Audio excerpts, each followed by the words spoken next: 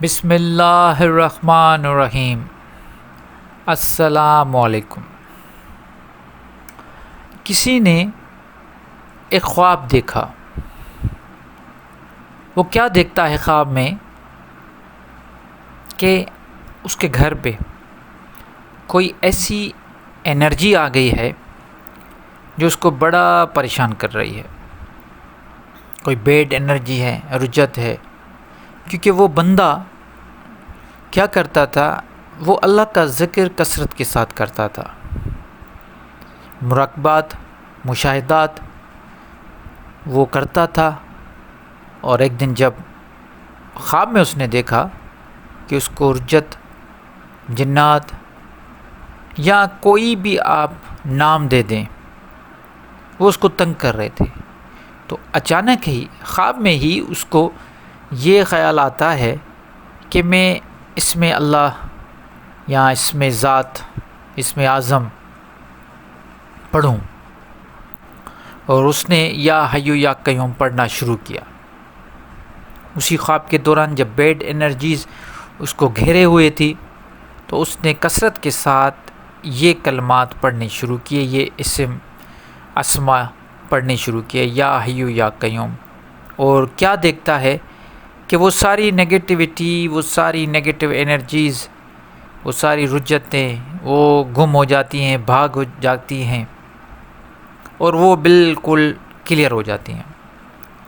جب اس کی نیند کھلتی ہے تو اس کے بعد وہ اپنے جس کو بھی وہ اپنا مرشد مانتا ہے یا کچھ مانتا ہے، اور یہ ساری کہانی جو اس کے ساتھ خواب اس کو بیان کرتا ہے، پورا خواب بیان کر کے بیٹھتا ہے، تو وہ جو استاد ہوتا ہے اس کو کہتا ہے کہ دیکھیے، آپ کو یہ اشارہ ملا ہے کہ جب بھی کوئی بھی برائی، کوئی بھی آپ کے ساتھ برا ہو، کوئی بلا آپ کے پیچھے ہے، کوئی رجت آپ کے پیچھے ہے، تو آپ یہ اسم ذات پڑھا کریں۔ مطلب آپ کو یہ ایک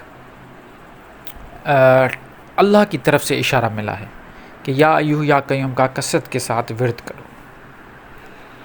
یہ خواب، یہ جو میں نے آپ کو پوری کہانی بتائی، یہ ایک سچا واقعہ ہے۔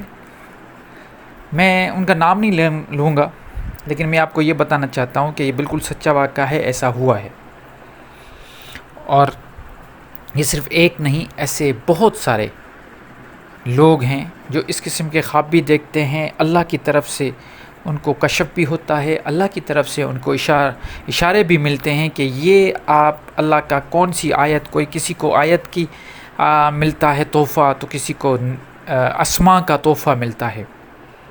لیکن یہ سامعین یاد رکھیں کہ یہ جو تحفے تحائف اللہ تعالیٰ کی طرف سے آپ کو ملتے ہیں، یہ یوں ہی نہیں ملتے، اس کے لیے پہلے آپ کو کوشش کرنی پڑتی ہے۔ تو یہ جن بھی لوگوں کی میں نے آپ سے بات کی ہے، یہ وہ سارے لوگ ہیں جنہوں نے اس پہ کام کیا ہے، پہلے ہی کام کیا، پھر ان کو اس کا انعام ملا۔ تو اللہ تعالیٰ قرآن میں فرماتا ہے کہ اللہ کا ذکر کرو، کثرت کے ساتھ کرو۔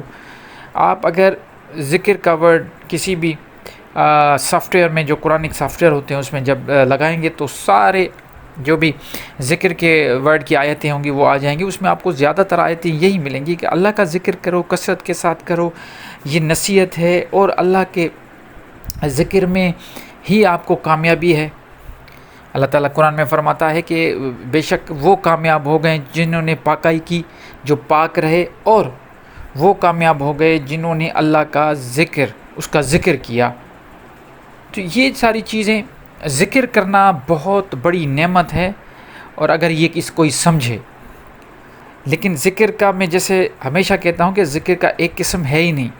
ایک تو زبان سے ہم ذکر کرتے ہیں، جیسے اللہ کی صفاتی نام ہے، ایک ذکر ہم اللہ کے بارے میں بتاتے ہیں، مطلب قرآن کا ذکر کرتے ہیں، لوگوں سے بتاتے ہیں کہ قرآن کیا کہتا ہے، جس کو تبلیغ بھی کہا جاتا ہے، یہ بھی ایک ذکر ہے، اور یہ ایک نصیحت ہے۔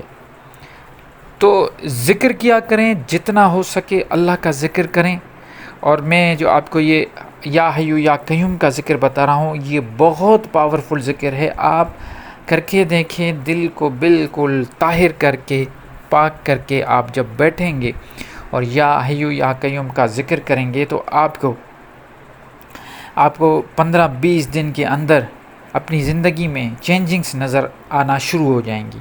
دیکھیے رجتیں یہ بھی ہوں گی، معاملات بھی ہوں گے، روحانیت ہے، روحانیت میں ضرور آپ کے ساتھ یہ ساری پرابلمز ہوگی، لیکن ان کو اوور کم کرنے کے لیے آپ کو یا حیو یا قیوم کا ورد ضرور کرنا چاہیے.